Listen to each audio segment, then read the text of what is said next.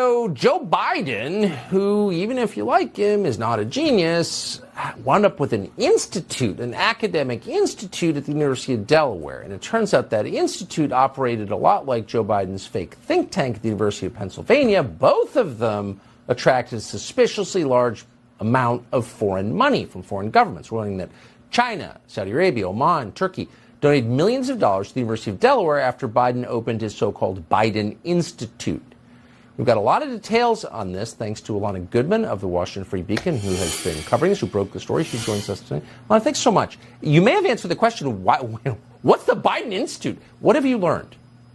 Well, I think the biggest concern on this story is the millions of dollars that have been pouring in foreign money to Penn, to University of Delaware, and whether that has any connection to the Biden think tanks that are on these campuses.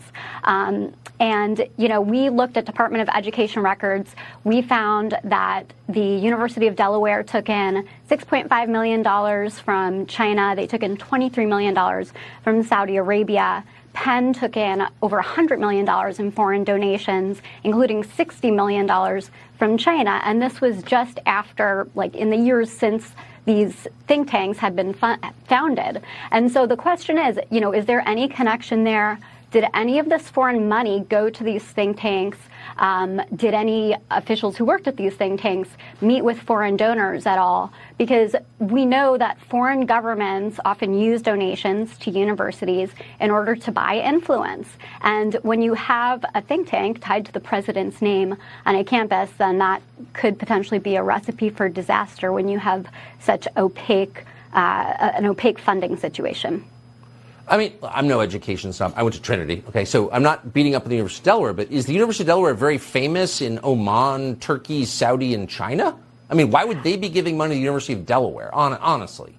It's a very interesting question. And, you know, a lot of these universities do take in money, but this is a large amount, particularly Penn. And I have to say, you know, as somebody who covered the Clinton Foundation, this situation, the setup that Biden has, is kind of like a sketchier version of the Clinton Foundation, if that's possible.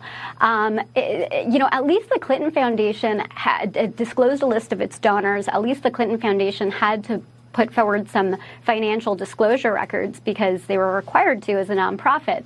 There are no similar requirements for the setup that Biden has with these think tanks at the universities, and they're not voluntarily disclosing this information either. So it's definitely an issue, especially when you have these think tanks who had employed senior administration officials, senior members of his cabinet, and currently his sister as well at University of Delaware.